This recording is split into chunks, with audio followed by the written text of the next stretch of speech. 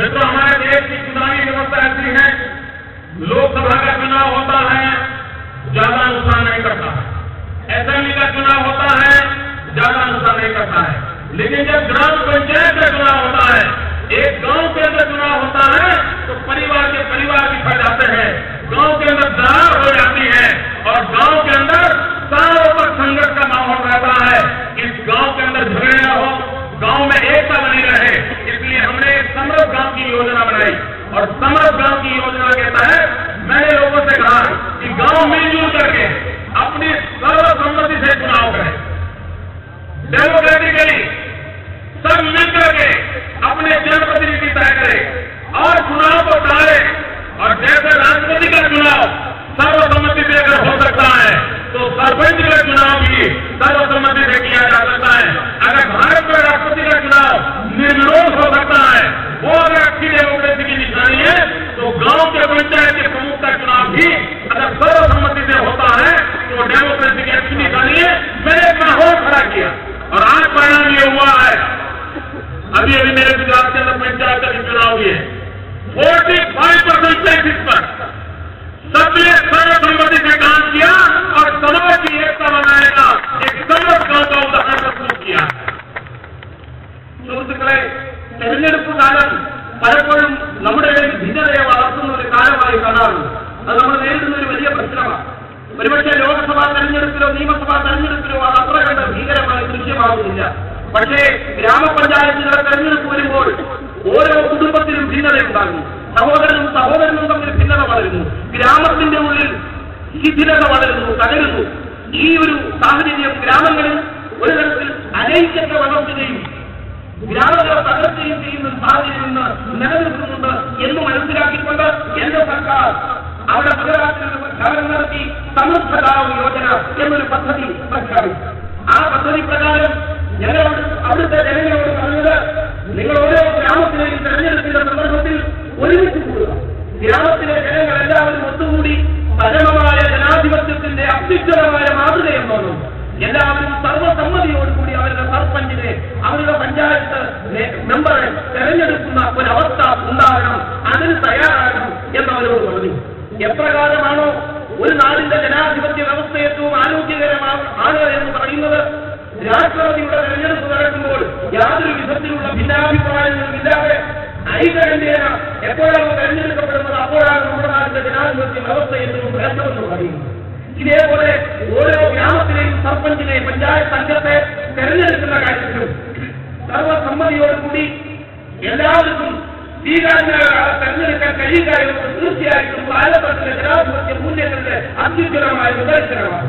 അങ്ങനെ ചെയ്യാൻ സാധിക്കണം എന്ന് ഞങ്ങളുടെ നാട്ടിൽ ഗുജറാത്തിലെ എല്ലാ ഗ്രാമങ്ങളോടുമായിട്ട് ഒരു അഭ്യർത്ഥന, ഒരു പ്രഖ്യാപനം നടത്തി.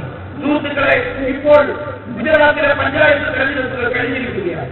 ഒരു വസ്തുത നോക്കൂ, ആ ഗുജറാത്തിലെ 45% ഗ്രാമപഞ്ചായത്തുകളും സർവസമ്മതിയോടെ ഐകകണ്ഠ്യേന അവരുടെ പഞ്ചായത്ത് അംഗത്തെ തെരഞ്ഞെടുക്കുന്ന സ്ഥിതിവിശേഷം ഉണ്ടായിരിക്കുകയാണ്. അതോടൊപ്പം ഗ്രാമൈക്യം, സാമാജിക ഐക്യത്തിന് വളരെയേറെ സഹായകരമായി തീർന്നിരിക്കുകയാണ്.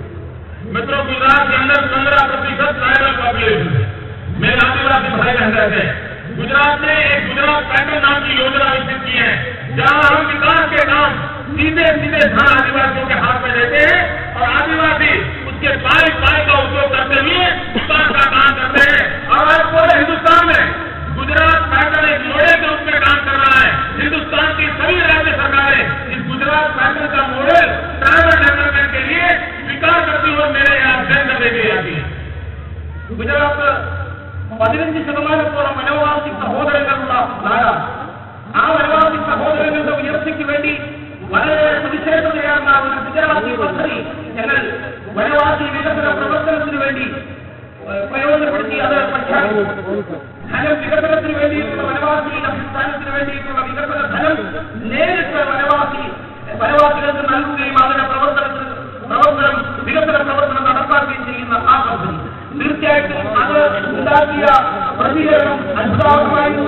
വലിയ വിജയം അതിലുണ്ടാവുകയും ചെയ്തു.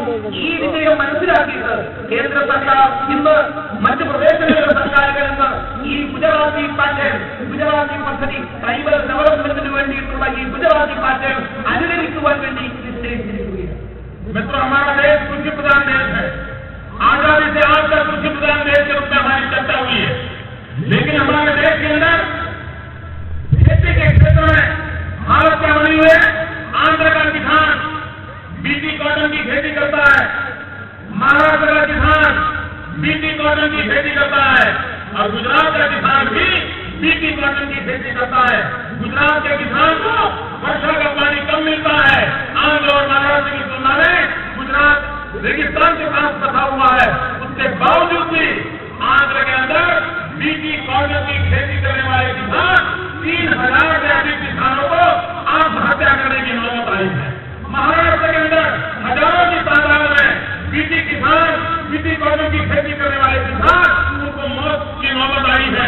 मित्रों, आंध्र और महाराष्ट्र के अंदर मौत उनके दरवाजे पर दस्तक दे रही है, लेकिन गुजरात एक ऐसा प्रदेश है कि जहां मेरा किसान बीटी कॉटन की खेती करता है, मेरे आसपास एक भी किसान को आत्महत्या नहीं करनी चाहिए, एक भी किसान को मरने की नौबत नहीं आएगी। नहीं, आंध्र कर्नाटक के किसान के दरवाजे पर मौत दस्तक देती है। मेरे गुजरात के किसाने के दरवाजे पर हर साल एक नई मौत की गाड़ी दस्तक देती है।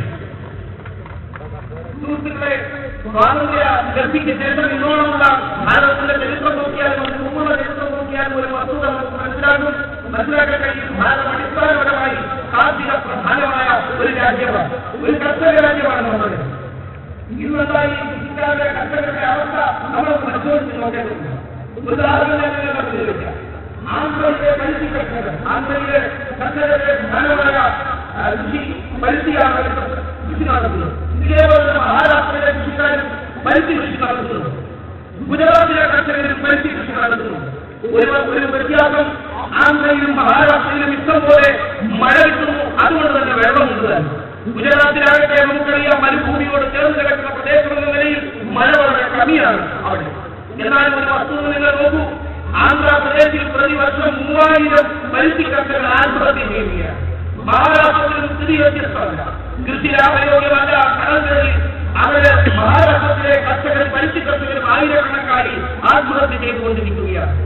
പരുത്തി കർഷകരെ ആന്ധ്രയിലെയും മഹാരാഷ്ട്രത്തിലെയും പരുത്തി കർഷകരുടെ വീട്ടുവാങ്ങലിൽ മരണം മുട്ടിപിടിച്ചുകൊണ്ടിരിക്കുന്നു എന്ന സ്ഥിതി ഉള്ളപ്പോൾ നമുക്ക് കാണാം, ഗുജറാത്തിൽ ഇന്നോളം ആശീർവാദത്തോടെ നിങ്ങളുടെ പറയുന്നു, ഇന്നോളം ഒരൊറ്റ പരുത്തി കർഷകൻ പോലും ആത്മഹത്യയ്ക്ക് വേണ്ടി വന്നിട്ടില്ല എന്നതാണ് വസ്തുത. മറ്റൊരു മുഖ്യമന്ത്രിയാണ് ഞാൻ ആഗ്രഹിക്കുകയാണ്. ആന്ധ്രയിലെയും മഹാരാഷ്ട്രത്തിലെയും പാവപ്പെട്ട പരുത്തി കർഷകരുടെ വീട്ടുവാങ്ങലിൽ മരണം മുട്ടിപിടിക്കുമ്പോൾ ഇവിടെ എന്റെ ഗുജറാത്തിലെ പരുത്തി കർഷകരുടെ വീട്ടുവാതിൽക്കൽ ഓരോ വർഷവും പുതിയോരോ മാനസി കാറുകൾ വന്നു നിൽക്കുന്നു. हमारे देश में गलीपति से लेकर के राष्ट्रपति तक सबके सब कहते हैं कि भारत के किसानों की समस्या का समाधान करने के लिए नदियों का एकीकरण करना चाहिए, रिवर ग्रिड करनी चाहिए, सब नदियों को जोड़ देना चाहिए। लेकिन हिंदुस्तान के अंदर गुजरात अकेला राज्य ऐसा है जिसने अब तक 21 रिवर्स का ग्रिड किया है, 21 रिवर को जोड़ा है और किसानों को पानी पहुंचाया है। നമ്മുടെ നാട്ടിലെ സർവ്വസാധാരണ നാട്ടുപ്രമാണി മുതൽ അങ്ങ് ഉയരത്തിന്റെ രാഷ്ട്രപതി വരെ ഒരുപോലെ പറയുന്ന വസ്തുതയാണ്, ഈ നാട് അനുഭവിക്കുന്നതായ ജലദൗർലഭ്യത്തെ പരിഹരിക്കുവാൻ നദികളെ ഒരുമിച്ച് ചേർക്കുന്ന നദീ സംയോജനം നടത്തണം എന്ന് എല്ലാവരും ആവശ്യപ്പെടുന്നു. അതിലൂടെ മാത്രമേ നാം അനുഭവിക്കുന്ന ഈ ജലദൗർലഭ്യത്തെ ഇല്ലാതെയാക്കാൻ കഴിയുകയുള്ളൂ എന്ന് പറയുന്നു. കർഷകർക്ക് ആവശ്യമായ ജലസേചനത്തിന് ജലം ലഭിക്കുകയുള്ളൂ എന്ന് പറയുന്നു. പക്ഷേ സുഹൃത്തുക്കളെ, ഒരു വസ്തുത പറയട്ടെ, ഞങ്ങളുടെ ഗുജറാത്തിൽ മാത്രമാണ്. ഗുജറാത്തിൽ നിന്നോളം 21 നദികളെ സംയോജിപ്പിക്കുന്ന റിവർ ഗ്രിഡ് പദ്ധതി നടപ്പിലാക്കി കഴിഞ്ഞിരിക്കുകയാണ്.